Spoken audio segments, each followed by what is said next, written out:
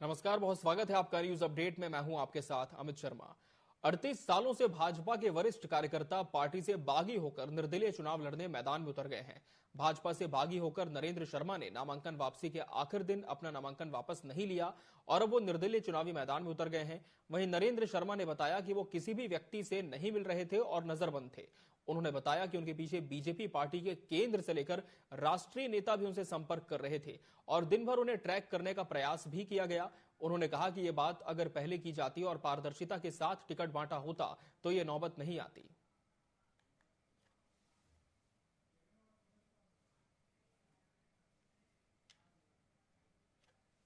देखिए, जहां तक मेरा सवाल है, मैंने जो नामांकन किया था वो रामनगर की जनता की भावनाओं के अनुरूप किया था और मैं निश्चित तौर पर मैं रामनगर की जनता की भावनाओं का आदर करते हुए मैंने अपना नामांकन किसी भी परिस्थिति में वापस नहीं लिया। मेरे पीछे कल जो है कई वाहन लगाए गए, मुझको ट्रैक करने के लिए कोशिश करी गई, मुझे जो है पकड़ने की कोशिश करी, तो मुझे जो है थोड़ा सा सुरक्षित रहना पड़ा। और ये बातें मेरा को आज पत्रकारों के सामने कहनी पड़ी है कि जो लोग मेरे को ट्रैक कर रहे थे उन्होंने आज ट्रैक करने के बजाय मुझे पहले ही मेरे से कुछ बातें करनी होती तो हो सकता है जनता की भावनाओं की भी सम्मान होता, उनके सामने ऐसी विपरीत परिस्थितियां भी नहीं आती। बिल्कुल, चुनाव मैं कहाँ लड़ रहा हूँ साहब, जनता लड़ी चुनाव, रामनगर की जनता चुनाव लड़ी। मसूरी में भाजपा कार्यकर्ताओं ने भाजपा अध्यक्ष पद की प्रत्याशी मीरा सकलानी और विभिन्न वार्डों के सभासदों के साथ मसूरी टिहरी बस स्टैंड से गांधी चौक तक जनसंपर्क किया। इस दौरान उन्होंने लोगों से भाजपा को वोट देने की अपील की। इस मौके पर पूर्व पालिका अध्यक्ष ओपी उनियाल ने कहा कि भाजपा आम जन की पार्टी है। मसूरी की जनता अपना मत भाजपा को देने जा रही है क्योंकि अगर मसूरी का चौमुखी विकास संभव है तो वो भाजपा के हाथों में ही है। जी ने भी कहा है कि बहुत सारी चीजें जो नहीं हो पाई है पूर्व पालिका बोर्ड के ने नहीं की है। मैं यहाँ पे सिर्फ इतना कहना चाहूंगी कि अभी मैं चुनावी जंग में हूँ, इस लड़ाई को लड़ूंगी और जो काम अधूरे रह गए हैं, जो होने चाहिए थे मसूरी के लिए, उन कामों को पूरा करने की पूरी कोशिश करूंगी। में बदलने वाले हैं ये मुझे लग रहा है। जिस तरीके से पार्टी के सभी पदाधिकारी, सभी कार्यकर्ता एकजुट होकर काम कर रहे हैं, क्योंकि पिछली हार से उन्होंने एक ठोकर लगी है, कुछ सीखा है कि अगर आपका अपना होगा, हमारा कहने का मतलब अगर अपना मारेगा तो छांव में डालेगा, तो अगर आपका अपना होगा चाहे कैसे भी है वो आपका अपना होगा। तो आपको देखना होगा आज की डेट में कि आपको पार्टी कैंडिडेट को आगे बढ़ाना होगा। आगे जो विकास के मुद्दे हैं, चाहे वो लंडौर का काफी समय से लंडौर का विकास छूटा है, चाहे लंडौर का हो, टुर्री का हो, पार्किंगों का हो, हॉस्पिटल का मामला है, एजुकेशन का मामला है, कॉलेज का मामला है, कई मामले ऐसे हैं। जिस दिन हमारा यहाँ पर वो जीत कर आएगा उसी दिन से ये लगा लीजिए कि 3 इंजन की सरकार काम करना शुरू कर दी, सेंटर, स्टेट और यहाँ। उनके और हमारे कैंडिडेट क्या फर्क है? एक राष्ट्रीय पार्टी है, विश्व की सबसे बड़ी पार्टी है। अब मेरे को पूर्ण विश्वास है जिस हिसाब से हमारे पुराने कार्यकर्ता, नए कार्यकर्ता सब साथ जुड़ रहे हैं, सब मिलकर काम कर रहे हैं, संगठन के लिए काम कर रहे हैं, व्यक्ति विशेष से काम नहीं कर, संगठन के लिए काम कर रहे हैं। और मैं निश्चित हम सब लोग स्वस्थ हैं कि हम बहुत बड़े मार्जिन से जीत रहे हैं। निकाय चुनाव का आगाज होते ही सभी पार्टियों ने अपने अपने कार्यालय का उद्घाटन करना शुरू कर दिया है। इसी कड़ी में डांढेरा नगर पंचायत अध्यक्ष पद के लिए दावेदारी कर रहे रवि राणा ने हवन पूजन के साथ कार्यालय का उद्घाटन किया। ऐसे में टीवी 24 की संवाददाता आफरीन बानो ने भाजपा प्रत्याशी रवि राणा से खास बातचीत की। निकाय चुनाव का आगाज हो चुका है। सभी प्रत्याशी अपने अपनी दावेदारी को देकर ताल ठोक रहे हैं। ऐसे में इस वक्त हम ढंढेरा में मौजूद हैं और यहाँ पर नगर पंचायत पद के लिए यहाँ पर प्रत्याशी जो है वो भाजपा से हैं, वो हमारे साथ मौजूद है। आइए इनसे बातचीत करते हैं और जानते हैं कि आखिर जीत को लेकर इनकी क्या कुछ रणनीतियां हैं। सबसे पहले आपका हमारे चैनल पे स्वागत है। आपसे जानना चाहेंगे कि इस बार ढंढेरा की क्या कुछ वो कमियां हैं इस क्षेत्र की, आपके क्षेत्र की, जो कुछ कमियों पे काम होना चाहिए और आप किन मुद्दों और किन वादों को लेकर जनता के बीच में उतरेंगे? सबसे पहला मुद्दा तो यही है, संकल्प एक ढंढेरा सब और पिछले कई वर्षों से मैं इन पे काम भी कर रहा हूँ। नगर पंचायत बनाने में भारतीय जनता पार्टी का सहयोग है।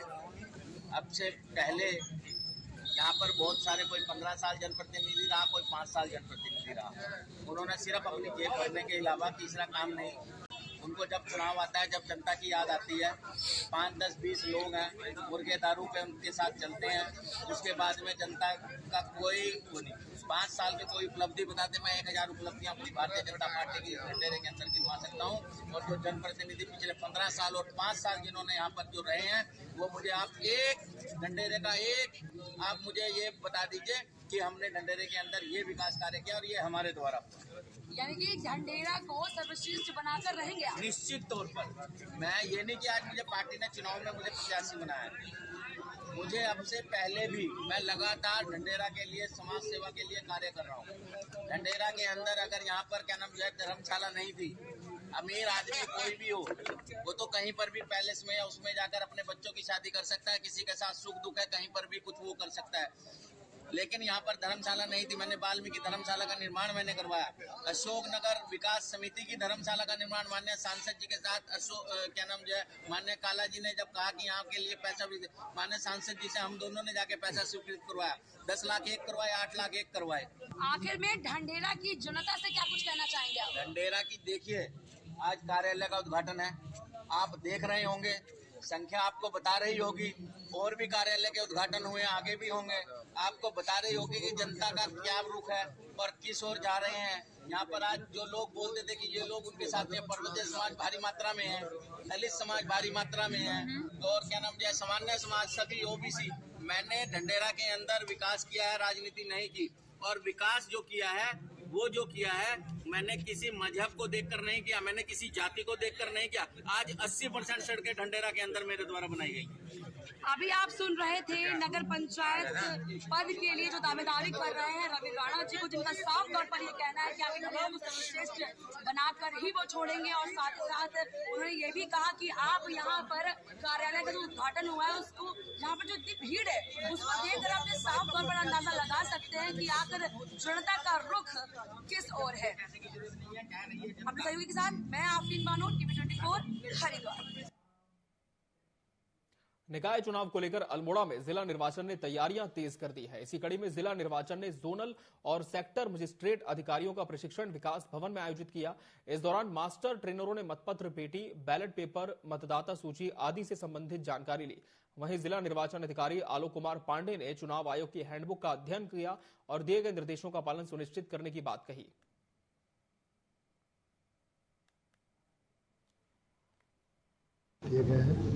और इनकी बहुत क्रूशियल ड्यूटियाँ होती हैं, और ये सारे अपने बूथों को देखने से लेके पीठासीन अधिकारी, मतदान अधिकारी, सब पे एक तरह से सुपरविजन का ही काम करते हैं और वे आरोप की आँख पर काम होते हैं। तो उनको इनकी ड्यूटीज़ के बारे में बताया गया है। लोकतंत्र में चुनाव सबसे महत्वपूर्ण है और इसीलिए बिल्कुल निष्पक्ष निर्विघ्न चुनाव होना चाहिए, ये सब निर्देश दिया गया। देहरादून में पुलिस ने सराहनीय पहल की है। पुलिस सीनियर सिटीजन के लिए बेटे का फर्ज निभा रही है। पुलिस अधीक्षक प्रमोद कुमार ने कहा कि ऐसे वरिष्ठ नागरिक जो अकेले रह रहे हैं, उनके लिए स्थानीय पुलिस उनकी जरूरत को पूरा करेगी। ऐसे लोगों के परिवार वाले कहीं दूर रहते हैं तो अकेले में उन्हें कोई परेशानी न हो, इसलिए देहरादून पुलिस ये अभियान चला रही है।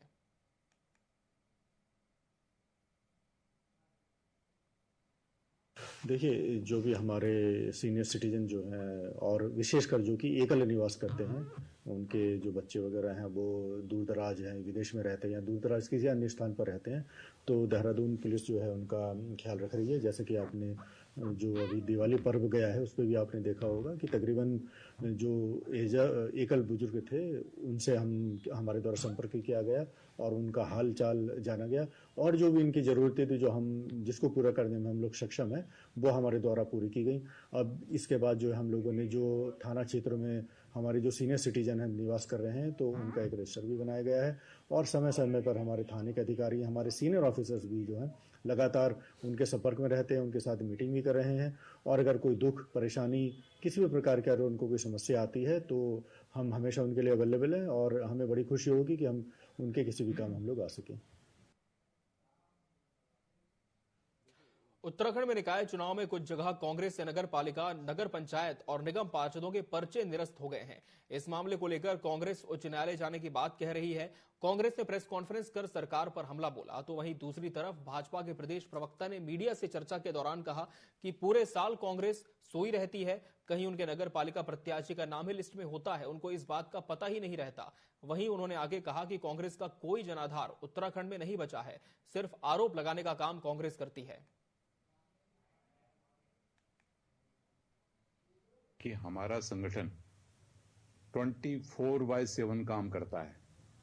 हम जब 4 दिन चुनाव के बच जाते हैं तब कागज लेके नहीं जाते हैं। जब मतदाता सूचियां बन रही थी, मतदाता सूचियों में एक एक नाम को एक एक बूथ पे जाकर के हमारा कार्यकर्ता चेक कर रहा था। कहां थी कांग्रेस उस समय? कहीं देखा आपने सोशल मीडिया में कांग्रेस को काम करते हुए? बीजेपी दिख रही थी ना। तो अब जब उनके प्रत्याशियों की यह स्थिति है कि अब एक लोहाघाट का प्रकरण है उनका, गिरधर सिंह जी वाला, उसमें कांग्रेस के प्रत्याशी का नाम ही नहीं है सूची में। क्या नाम भाजपा ने कटवाया क्या? उनको पता ही नहीं है कि मैंने नाम जोड़ा है नहीं जोड़ा है। वो जब नॉमिनेशन कराने जा रहे हैं तो वहां मांग रहे हैं, वो निर्वाचन अधिकारी से लिस्ट दे दो, वो कह रहा आपका तो नाम नहीं है क्योंकि वो ग्रामीण के हैं।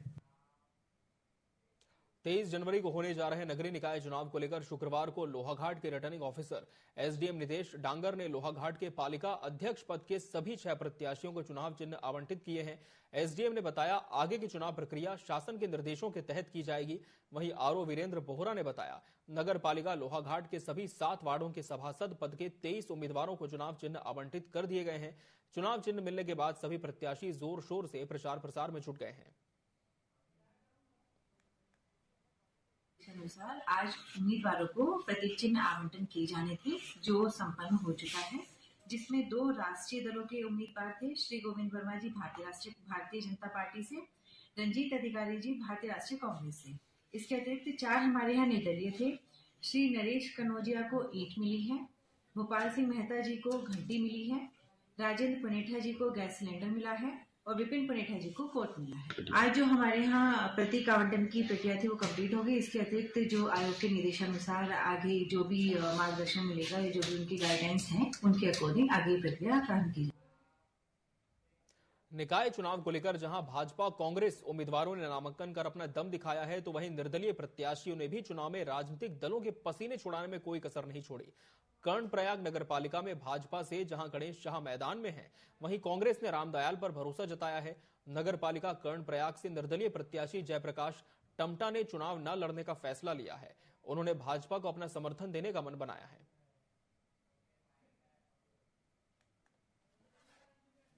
कर्णप्रयाग से निर्दलीय प्रत्याशी के रूप में अपना नामांकन कराया था और मेरी चुनाव लड़ने की इच्छा थी, इसीलिए मैंने अपना नामांकन कराया था। अब समाचार पत्रों के माध्यम से पता चला कि भाजपा जिलाध्यक्ष जी के अनुसार मैं पार्टी का सदस्य नहीं हूं और न मेरे चुनाव लड़ने से भाजपा को कोई फर्क पड़ना था। लेकिन कल मुख्यमंत्री जी से मेरे बड़े भाई की टेलीफोनिक वार्ता हुई। माननीय मुख्यमंत्री जी के दिशा निर्देश से मैंने चुनाव न लड़ने का फैसला लिया है और मैं अब अपना समर्थन भारतीय जनता पार्टी को दे रहा हूं। मसूरी नगर पालिका परिषद के अध्यक्ष पद के लिए 5 महिलाएं मैदान में हैं। मसूरी नगर पालिका परिषद के अध्यक्ष पद पर मनीषा खरोला की ओर से नाम वापस ले लिया गया है। अब अध्यक्ष पद पर भाजपा से मीरा सकलानी, कांग्रेस से मंजू भंडारी, निर्दलीय उपम उम्मीदवार पावर गुप्ता, निर्दलीय शंकुंतला पवार और आपको बता दें निर्दलीय नैन्सी मैदान में है। सभी लोगों को चुनाव चिन्ह आवंटित कर दिए जाएंगे। गौरव चटवाल ने बताया कि मसूरी नगर पालिका क्षेत्र के अंतर्गत आने वाले सभी बूथों का निरीक्षण कर चुनाव से संबंधित सभी व्यवस्था कर ली गई है। दिव्यांग लोगों के लिए विशेष व्यवस्था की गई है। वहीं सभासद के रघुवीर सिंह रिटर्निंग ऑफिसर ने बताया कि 13 वार्डों में सभासद को लेकर 64 लोगों ने नामांकन किया था, जिनमें से 2 प्रत्याशियों ने नाम वापस ले लिए हैं और अब 62 प्रत्याशी मैदान में हैं। मसूरी नगर पालिका परिषद के अंतर्गत कुल 13 वार्ड में 64 लोगों ने नामांकन किया था और आज नामांकन के अंतिम दिन तक 2 लोगों ने नाम अपना वापस लिया है और 62 लोग मैदान में अभी भी डटे। तो प्रतीक चिन्ह आवंटन होगा जो मैदान में प्रत्याशी हैं और उसके बाद जो है आगे की कार्रवाई। एक ही प्रत्याशी जो थी मनीषा खरोला, उन्होंने अपना नाम वापस लिया आवंटन हुआ, तो उसके पश्चात जो है जो इलेक्शन का पहला फेज है वो खत्म हो रहा है। उसके पश्चात जो कार्मिकों की नियुक्ति है या उनकी ट्रेनिंग है और इलेक्शंस की तैयारियां, उसकी कार्रवाई प्रारंभ की जाएगी और बिना किसी, हम उम्मीद करते हैं कि बिना किसी विघ्न के ये इलेक्शन संपन्न हो जाए। देहरादून में प्रदेश सरकार की शीतकालीन 4 धाम यात्रा को प्रमोट करने की तैयारी और प्रचार प्रसार का बड़ा व्यापक असर दिखा है। क्रिसमस से लेकर न्यू ईयर सेलिब्रेशन तक बड़ी संख्या में लोग शीतकालीन पड़ाव पर पहुंचे। महानिदेशक सूचना बंशीधर तिवारी ने बताया, ये एक सकारात्मक और बेहतर संकेत है कि 4 धाम यात्रा की शीतकालीन पड़ाव पर बड़ी संख्या में श्रद्धालु पहुंचे। मुख्यमंत्री ने जैसा अपेक्षित किया था, ठीक उसी अनुरूप में यात्री पहुंचे हैं। ये एक बड़ा सकारात्मक संदेश है।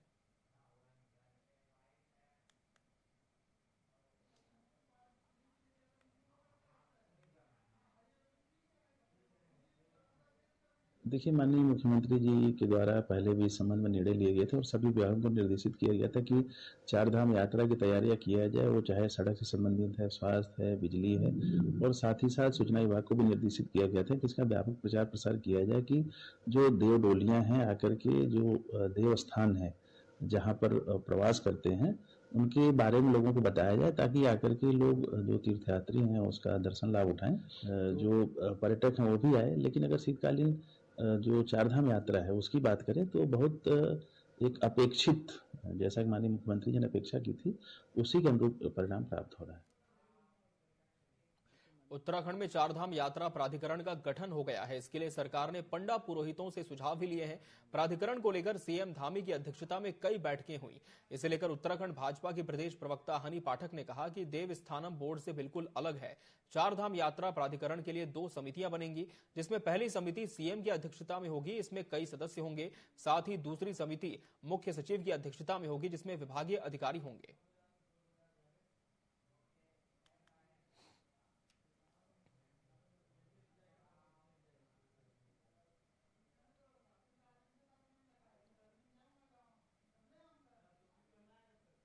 हमारी आगामी यात्रा है उसमें जो पंडा पुरोहितों से राय ली गई है, पंडा पुरोहितों ने अपनी बातें रखी गई है। हक हकूकदार का किसी भी प्रकार से, पंडित पुरोहितों का किसी भी प्रकार से, किसी भी पूजा की पद्धति में किसी भी प्रकार से कोई भी बाधा उत्पन्न न हो और जो उनका जो पद्धति चली आ रही है वो उसी के अनुरूप चलती रहे। तो इन सब सुझावों को मद्देनजर रखते हुए यात्रा प्राधिकरण में ये सब चीजें डाली गई हैं, जिससे कि आगामी यात्राओं के दौरान किसी भी प्रकार की समस्याओं का सामना न करना पड़े। बढ़ते साइबर अपराध को लेकर साइबर क्राइम पुलिस लगातार कार्रवाई करती नजर आ रही है। 2024 में देहरादून निवासी एक पीड़ित के साथ Naukri.com के नाम से लगभग 23 लाख की साइबर धोखाधड़ी की गई थी। साइबर क्राइम पुलिस ने इस राष्ट्रीय गिरोह का पर्दाफाश कर दिया है। एसटीएफ के वरिष्ठ पुलिस अधीक्षक नवनीत सिंह ने प्रेस कॉन्फ्रेंस कर बताया कि साइबर ठगों ने पीड़ित को नौकरी का झांसा देकर करीब 23 लाख की ठगी की थी। मामले में अब तक 12 अभियुक्तों की गिरफ्तारी हो चुकी है।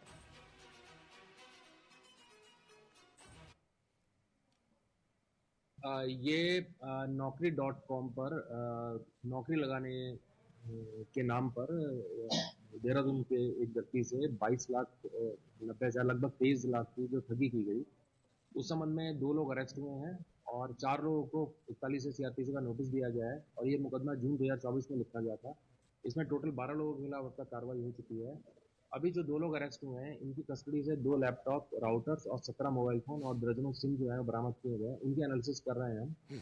इसके अतिरिक्त इनका जो फ्रॉड का अमाउंट है वो क्रिप्टो में कन्वर्ट करके अब्रॉड भेजा जाता था और अब्रॉड में भी कुछ इनके साथी हैं जो इस पूरे नेटवर्क में इनके लिए काम करते थे, उनकी डिटेल्स भी मिली हैं। तो फर्दर इन्वेस्टिगेशन में उनको भी इसका पार्ट बनाया जाएगा और टोटल इस केस में अब तक 12 लोगों को काउंट किया जा चुका है। नए साल पर देहरादून पुलिस के किए गए कामों को देहरादून की जनता ने खूब सराहा, क्योंकि पुलिस की मुस्तैदी की वजह से ही शांति के साथ नए साल का जश्न मनाया गया। पुलिस अधीक्षक प्रमोद कुमार ने कहा कि नए साल पर पुलिस के जवान आम जनता के लिए मौजूद थे, किसी को कोई परेशानी न हो इसका भी ख्याल रखा गया था। ऐसे में देहरादून के साथ साथ मसूरी और दूसरी जगहों में शांति से नववर्ष मनाया गया। वहीं उन्होंने आगे भी पुलिस के इसी तरह से काम करने की बात कही है।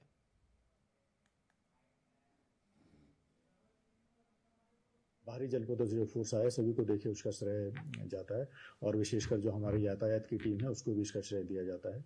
काफ़ी तकरीबन 10 दिन से हम लोगों ने पहले से इसको प्लानिंग कर रखी थी। एक विस्तृत जो है ड्यूटी चार्ट बना रखा था, एक विस्तृत जो है डाइवर्जन प्लान जो है वो तैयार कर रखा था।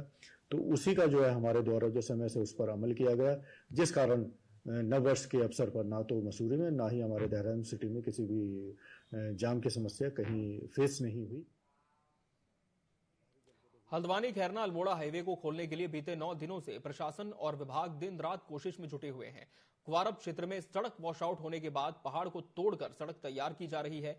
भूवैज्ञानिकों और आला अधिकारियों की देखरेख में 30 मीटर लंबी पहाड़ी को समतल कर सड़क बनाने का काम तेजी से किया जा रहा है। अधिकारियों का कहना है कि जल्द ही इस मार्ग को यातायात के लिए खोल दिया जाएगा।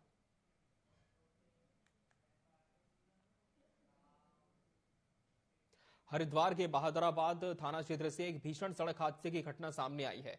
यहां बुधवार देर रात हुए सड़क हादसे में 4 लोगों की मौत हो गई और एक व्यक्ति गंभीर रूप से घायल बताया जा रहा है। दरअसल शनिदेव मंदिर के पास नेशनल हाईवे पर सड़क किनारे खड़े ट्रक से कार अनियंत्रित होकर टकरा गई, जिससे मौके पर ही 3 लोगों की मौत हो गई।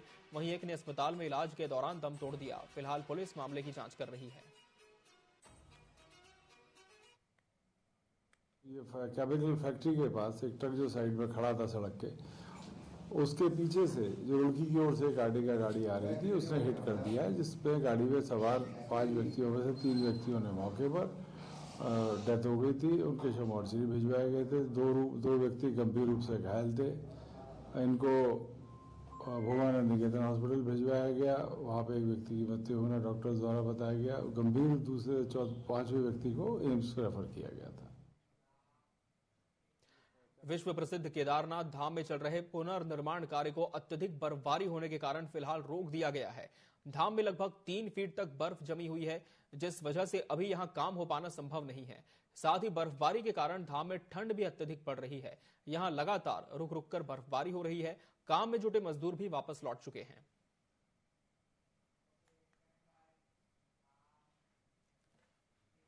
38वें राष्ट्रीय खेलों की तेजस्विनी मशाल शुक्रवार को अल्मोड़ा पहुंची। आरसीएम मॉल के पास मशाल का भव्य स्वागत किया गया। डीएम आलोक कुमार पांडे और एसएसपी देवेंद्र पिंचा ने मशाल जुलूस को आगे के लिए रवाना किया। ढोल दमाओं की थाप और छोलिया नृतकों की रंगारंग प्रस्तुति के बीच मशाल मॉल रोड होते हुए अल्मोड़ा मुख्य बाजार के लिए निकली, जिसके बाद आगे सोमेश्वर के लिए रवाना हुई। डीएम आलोक कुमार पांडे ने कहा कि अल्मोड़ा में राष्ट्रीय खेलों की योगासन प्रतियोगिता होनी प्रस्तावित है। इसके लिए सभी तैयारियां पूरी की जा रही हैं। ये मसाल आया है और उत्तराखंड में राष्ट्रीय खेलों का आयोजन हो रहा है। बहुत गर्व का विषय है, हर्ष का विषय है। आप देख रही हैं कितना उत्साह है। और हम लोग अल्मोड़ा में भी एक मेजबानी मिली है योग की और हम लोग बहुत अच्छे तरीके से करेंगे और उत्तराखंड में राष्ट्रीय खेल बहुत सफलतापूर्वक आयोजित होगा। हरिद्वार और देहरादून में घने कोहरे से जनजीवन अस्त व्यस्त हो गया है। विजिबिलिटी कम होने के चलते सड़कों पर वाहन धीमी गति से चल रहे हैं, जिससे यातायात बाधित हो गया है। ठंड बढ़ने से लोग घरों में रहने के लिए मजबूर हैं। वहीं मौसम विभाग ने अगले कुछ दिनों तक कोहरे का असर जारी रहने की संभावना जताई है और प्रशासन ने वाहन चालकों को सावधानी बरतने, फॉग लाइट का इस्तेमाल करने और अनावश्यक यात्रा से बचने की सलाह दी है।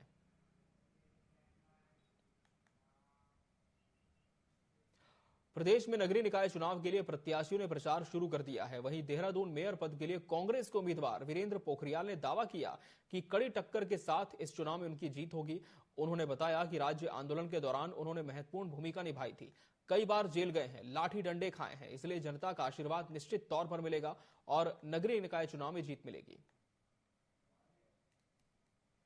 देखिए, भाजपा अगर इस तरह बोल रही है कि रोमांचक होगा और आर पार की लड़ाई होगी, पहले तो ये कहते थे कि हमारा एक तरफा है, कोई हमारे सामने नहीं खड़ा। पर भाजपा को मैं ये बताना चाहता हूँ कि इस राज्य आंदोलन में हमने अग्रणी भूमिका निभाई है और जेलों में भी गए हैं। लगभग 3 महीने जेल में रहा हूँ, अपना लाठी डंडे खाए हैं, 6 महीने घरों में नहीं सोए हैं। और दूसरा क्या है कि कड़ा मुकाबला होगा, मैं ये कहना चाहता हूँ। न्यूज अपडेट की खबरों में फिलहाल इतना ही। मुझे और मेरी पूरी टीम को दीजिए इजाजत। नमस्कार।